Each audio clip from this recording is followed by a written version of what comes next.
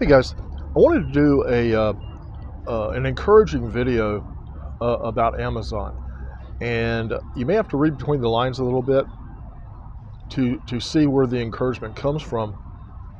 But I just wanted to make a point or to make a statement about the way Amazon works. Um, in my case, in the case of uh, many of my students, we've seen success on Amazon followed by a plateau period where sales kind of level off. And sometimes for no apparent reason, and certainly I don't know what the reason is behind it, even when someone adds additional products to their portfolio, those overall portfolio sales just don't seem to go up. And that may persist for weeks or even several months. And then all of a sudden you'll jump up and you'll be at a different level.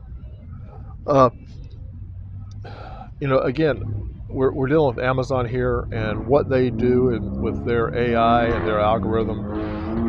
It's not for mere mortals to question, but certainly you feel sometimes as if there's an invisible hand that's holding your success down or keeping you from reaching the levels that you want to reach. But given time and perseverance, and not really changing anything in the way you do business, all of a sudden you'll jump up to another level. You'll jump up another 10 or 15 or 20%, and then you'll plateau there. Uh, when I first started selling on Amazon, and we go back about 28 years, I've been in the Amazon world for a long time. My first few years, I only sold one item. It was the same item for that entire period of time, and I was doing about $20,000 or $25,000 a year in business. It was just a hobby for me. It was something to occupy my time for a few hours a week. Uh, into the early 2000s, I added a second item and a third item, and I learned a lot from those items. But I saw my sales go from maybe 25,000 a year up to 100,000 a year, and I learned about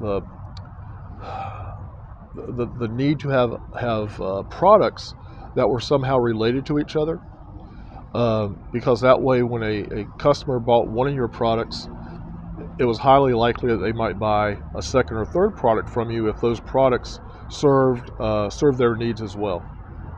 And I refer to this as product clusters. And just to put it in simple terms, let's say you're selling baseball equipment and you're selling baseball gloves and you want to add a second product. Well, you don't add golf club bags, because that's not going to appeal to the same person who's buying your baseball gloves that are already selling successfully. Maybe you'll sell baseball bats or some other item that is associated with the game of baseball, but you don't want to expand out in such a way that your other items are of no interest and serve no purpose to the person who's buying your successful item. So you should always cluster additional products around your successful items, and build out from a center of success, if you will. So anyway, early 2000s, my sales bumped up.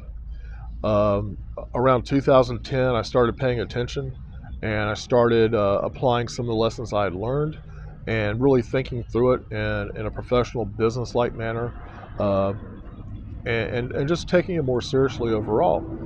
And from 2010 to about 2017, I watched my sales climb very steadily, hitting $1 million first. A year later, I was at $3 million.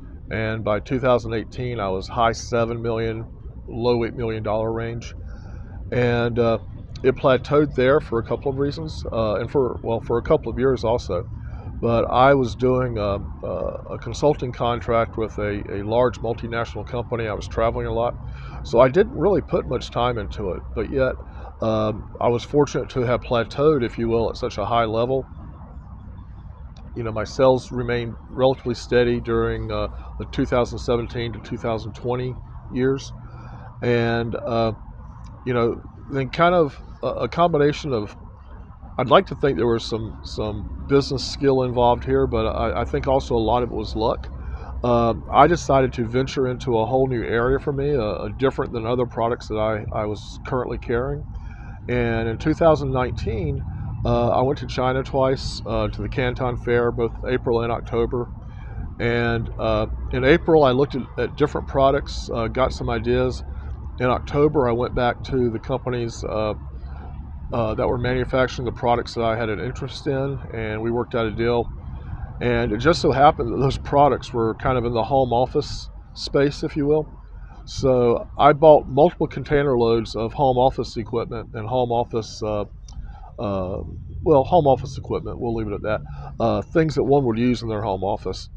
And those containers were delivered in February and March of 2020. And if you'll recall, the end of March of 2020 is when really the world kind of shut down because of COVID. But I had basically a year's inventory in home office equipment, and at a time when everybody was suddenly making a home office. Again, I'd like to take credit for that and say there was a, just visionary business mind at work, but it was also largely luck. There was some criteria in that home office space that made me think that would be a good field to be in, but I had no idea when I started placing container load orders that the world was going to have an immediate need for what I was buying. But anyway, so I jumped over $10 million a year, and I have been largely plateaued in that $10 to $12 million range since 2020, and that's by choice. I've got the Amazon thing down. I feel like I have it down to a science. I have established best practices in how to select products to sell, how to deliver those products to the customer, and just how to operate a business. And every few months I do a self-evaluation of my business, where I look for waste, specifically wasted effort.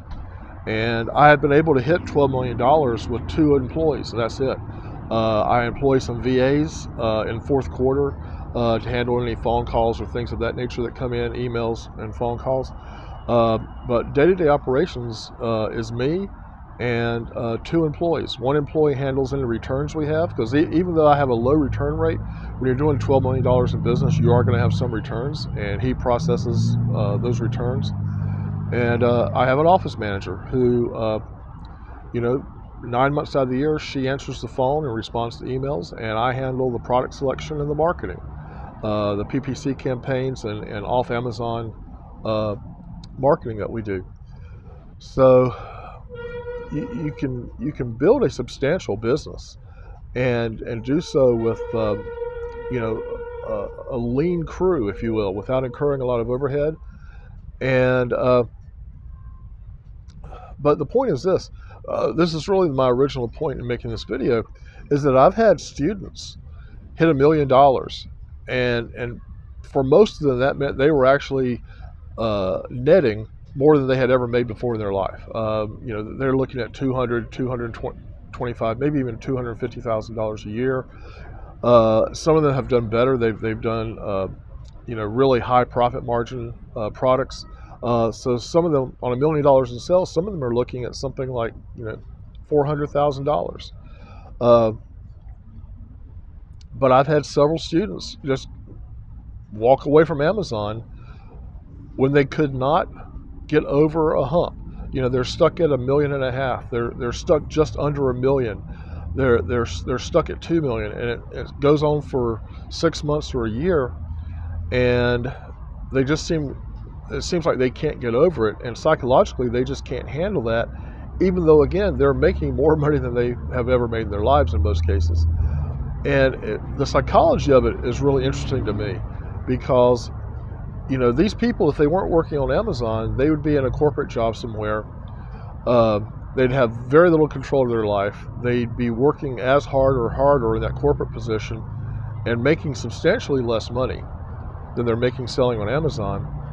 But yet their frustration at not being able to, again, get over a plateau will drive them to actually leave the Amazon, business world, so to speak. And I don't understand that psychology. I don't get it. And there's other psychologies here. At this point, I've had hundreds of students, and before I was training people for Amazon, I was doing business seminars in a brick and mortar setting all over the country, and I did that for about 15 years. And the things that people will not do for themselves for high pay that they would do for an employer for low pay is just amazing. I don't understand the mindset. Um, it's just really beyond me. But anyway, though, the point of this video was to talk about plateaus and to give encouragement to people that might be experiencing a plateau, that even if it's a really low plateau, even if you're trying to hit $1,000 a month in sales, you will eventually hit it and surpass it. And given the opportunity and a little bit of thought and a little bit of experience and training, that $1,000 a month will turn into $5,000 a month, and that will turn into $10,000 a month. And it may take you a number of years to hit much bigger numbers, but you will eventually get there. You're learning every day. You're gaining valuable insight into how Amazon works, and valuable insight into the mindset of your buyers. And these plateaus are temporary. That's why they're called plateaus. They're not called brick walls. You will eventually get up and over them. And I just want to make sure that you all knew that out there. I mean, with all the stuff going on in the world, people's emotions are running a little bit hot. And before you walk away from something that can be life-changing in a positive sense, give it time. Don't walk away from it, because there's value there, and there's a better life ahead. So just keep up the good work. Hit subscribe. That would be the best thing you did today. And we'll see you in the next video.